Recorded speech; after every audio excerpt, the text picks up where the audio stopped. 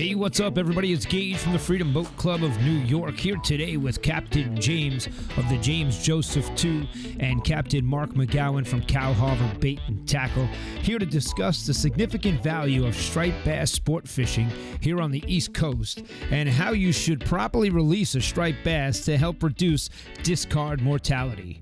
Captain James, take it away. Hi, we're here in Northport with Mark McGowan at Cal Harbor Bait and Tackle. This beautiful tackle shop that when you walk in, you're like a kid in a candy store. He's got everything.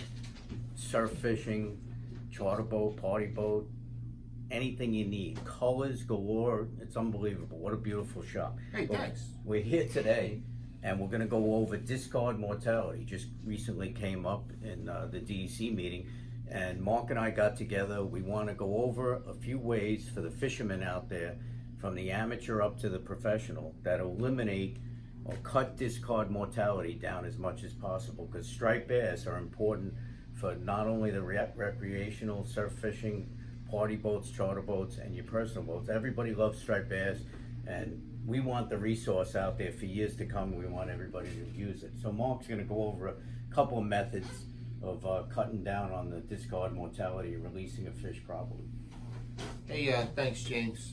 It's a great idea, leaving politics to the side and doing something that we all want to do, and that's see this magnificent fish continue on for a generation. So as we grow older, we watch our grandkids and their grandkids go on and just enjoy something that's as American as apple pie, and that's fishing. And fishing is a great thing. So I wanted to keep it kind of simple without getting too complex. One of the first things that helps a fish survive and go on is really kind of doing some prep work with your hooks. And I want to show you a couple of different ways that you can do this. If you look up close, you notice that a big part of the fish is the hook rather, is the barb. This barb really does a lot of damage to our young fish. Remember, at the current limit regulation, we're keeping one fish at 28 inches. So there is an enormous fishery of these juvenile fish right up the whole East Coast. So what we're doing is, when we're fishing, we're going to take extra care in taking care of that barb. And that barb, what it does is, when your hook penetrates the fish into the lip, into the mouth, that barb prevents the hook from coming back out. And you can have a great day catching plenty of fish by removing that barb. And let me show you how you do that. You get yourself a nice pair of pliers here. I'm going to use my hand just so you can see what happens with the barb. Now, I put that plier right in there where the barb is, and you see that nicely? I'm going to squeeze it down. I'm going to apply a little bit of pressure. I'm not doing the King Kong pressure here, just a little bit. And when I remove it, you can see against the floor, against my hand, the barb is removed. So yeah, look at that. You have not damaged the integrity of the hook by any manner. The point is still super sharp. What you've done is just given a lot of fish years of mortality, because when you remove that hook now, it's going to slide in. It's the same thing with you too. If you get that hook in you, you can get it right back out. You see the barb. It's safer for you to fish, and it's safe for the fish. And that's like my number one tip for fishing, and a great way to start. You put your bait on, crush the barbs, and go fishing. And here's my second tip for you, and that's something that James often speaks about, and that's preventing the fish from getting dragged on the beach. We're on the North Shore up here where our shop is located, so we've got a lot of pebbles, a lot of rough ground. Some areas we've got, oysters and a lot of broken shells. So when you drag your fish back, you're creating a lot of friction, and you're going to be scraping the slime layer off, which is really that's the way the fish prevents getting bacteria in its skin. It's the fish has the slime layer. So James is always saying, when you handle fish, I know when they handle fish on his boat, you're going to be keeping wet rags so that it prevents removing scales, it prevents removing slime.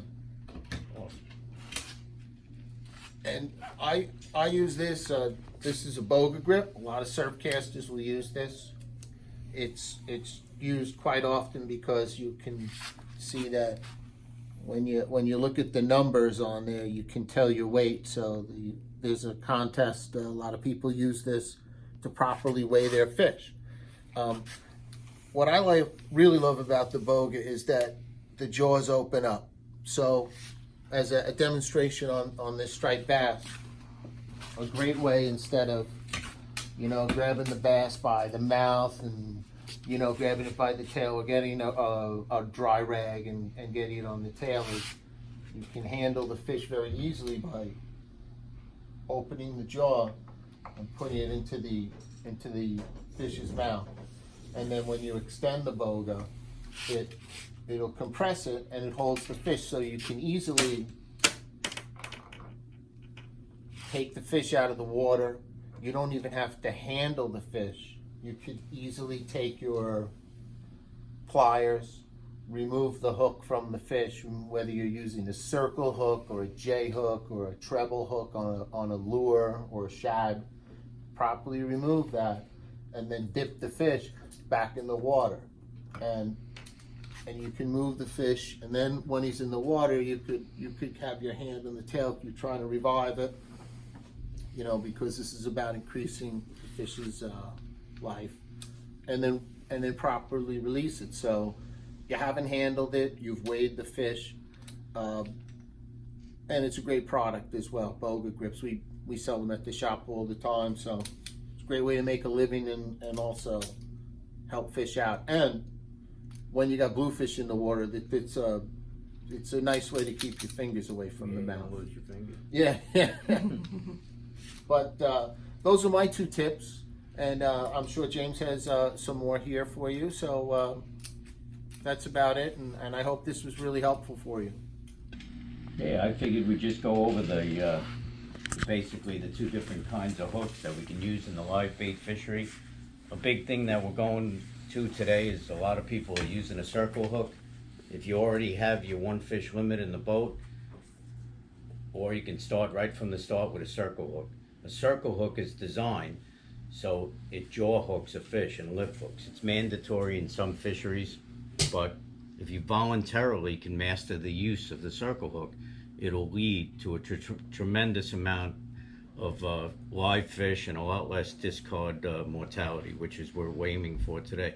If you're going to use a J hook, one of the ideas that we do when we're striped bass fishing, striped bass, giant mouth like that, they take a chunk of bunker or an eel. When they take that piece of bait in their mouth and they run behind your boat when you're chunking, they're running with their mouth closed. They don't grab the bait and keep their mouth open. You just hook that bait light enough so you can set the hook while the fish is steamrolling in the other directions. Don't wait for the fish to stop and then gut hook itself. So when you're chunking out there, when you get in the hard runoffs, lock the reel and set the hook while the fish is at its top speed of its running. You'll find out that you'll hook up a lot more fish. Just don't hook the piece of bunker that deep with the J hook, then you'll lip hook the fish.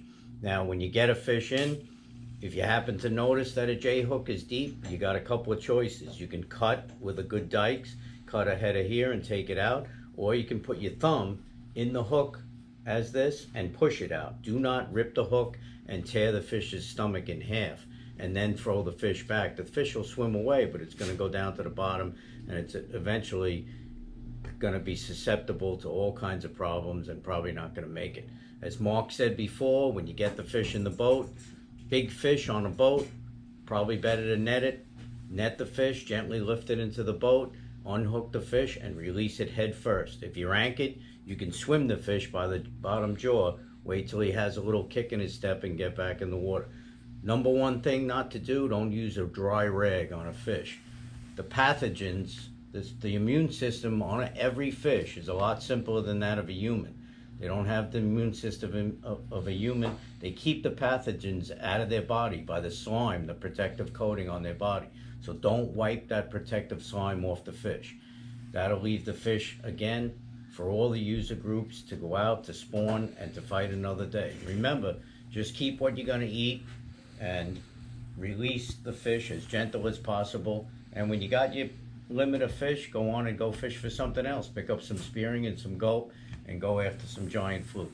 So that about wraps it up for now. Hopefully we saved a lot of striped bass, and hopefully it was helpful for some people, and thanks Mark for really helping out here today. Yeah, great discussion today, and I'm sure it's going to be helpful for a lot of people. We're always looking for your comments. Keep them positive, and remember, the season 2019, let's keep it safe out on the water, and extend a hand to other people.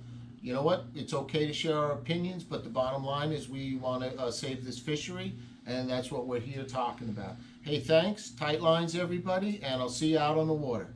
Thanks, Captain Mark and Captain James, for an informative segment on striped bass. Please visit Cow Harbor Bait and Tackle for all your striped bass fishing gear, and visit jamesjoseph.fishing.com for schedules and pricing, and join Captain James and his amazing crew as they prepare to set sail this spring. Looking forward to bent rods and tight lines, and I'll see you out on the water.